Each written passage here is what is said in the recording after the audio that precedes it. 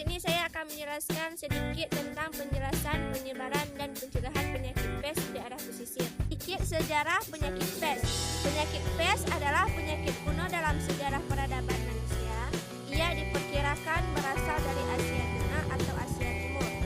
Inang bakteri Yersinia pestis adalah kutu atau mormut. Penyakit ini menambah ke Eropa dan Afrika bagian utara melalui jalur sutra yang berada di pedalaman Eurasia. Penyakit pes adalah penyakit yang disebabkan oleh infeksi Yersinia pestis. Seseorang bisa terserang penyakit pes bila digigit kutu yang sebelumnya mengisap darah hewan dengan infeksi bakteri Yersinia pestis. Penyakit pes tergolong sebagai zoonosis, yaitu penyakit yang dapat ditularkan hewan ke manusia. Di Indonesia ada 4 wilayah yang pernah mengalami kejadian luar biasa atau KLB pes. Yang pertama yaitu Kabupaten Pasuruan, Jawa Timur. Yang kedua Kabupaten Boyolali, Jawa Tengah. Yang ketiga Kabupaten Sleman, Jawa Tengah. Dan yang keempat Kabupaten Bandung, Jawa Barat. Meski hingga saat ini belum ada lagi laporan kasus pes, pengamatan intensif tetap dilakukan di 4 wilayah tersebut. Hal ini karena pes merupakan penyakit menular yang berpotensi menyebabkan wabah. Berdasarkan organ terinfeksi, penyakit pes dapat dibagi menjadi 3 jenis, yaitu yang pertama pes sistem limfatik atau bubonic plague. Yang kedua, pes pada paru-paru atau pneumonik plague. Yang ketiga, pes pada aliran darah atau septicemic plague.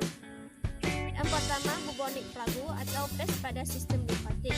Bubonic plague atau jenis penyakit pes yang menyerang sistem limfatik atau kelenjar getah bening. Bubonic plague menyebabkan limfadenopati membengkakkan kelenjar getah bening di leher, atau di selangkangan. Kelenjar limfa bisa membengkak sampai sebesar telur ayam, padat dan nyeri di lagu.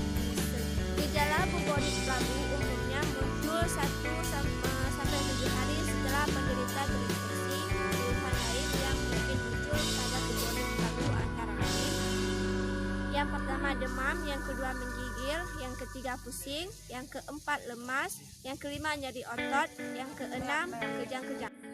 Septicemic plague atau pes pada aliran darah. Septicemic plague adalah jenis pes yang menyerang aliran darah. Gejalanya bisa muncul 2-7 hari setelah seseorang terinfeksi. Namun, septicemic plague juga dapat menyebabkan kematian sebelum gejalanya muncul.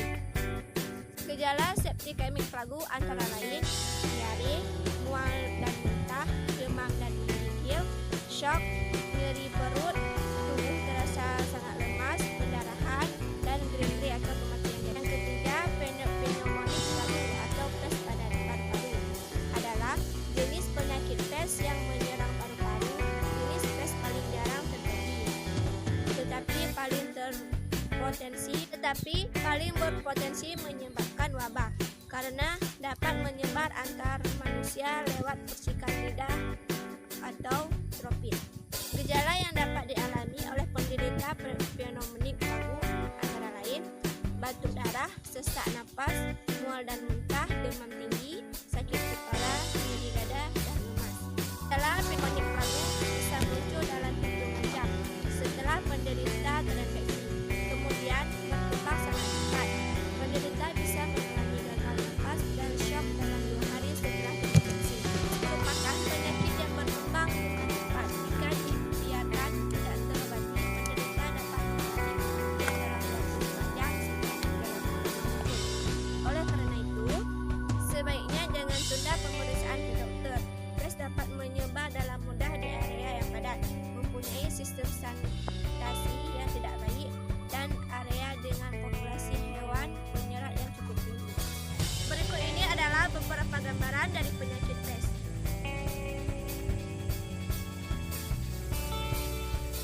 Hanya sekian dari saya. Penjelasan selanjutnya akan dijelaskan oleh teman saya yang bernama Rizky Nurul.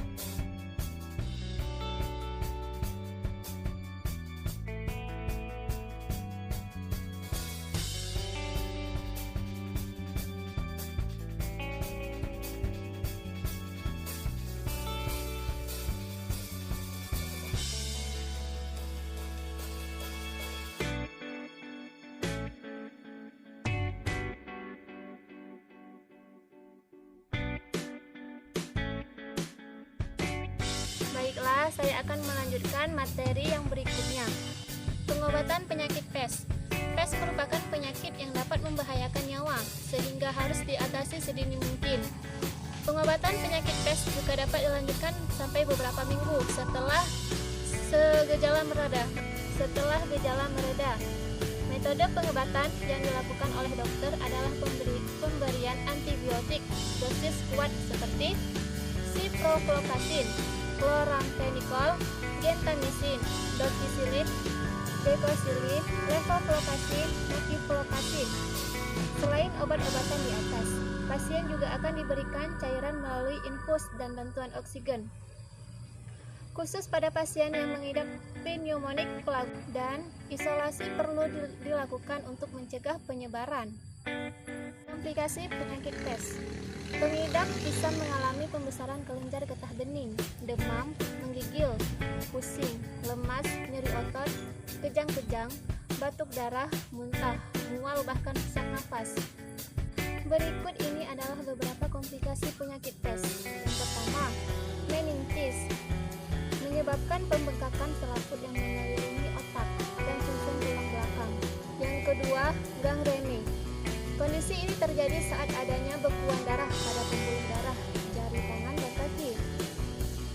Pembekuan ini mengganggu aliran darah dan menyebabkan jaringan itu mati. Bagian dari tangan dan kaki yang jaringannya mati harus diamputasi. Yang ketiga adalah kematian.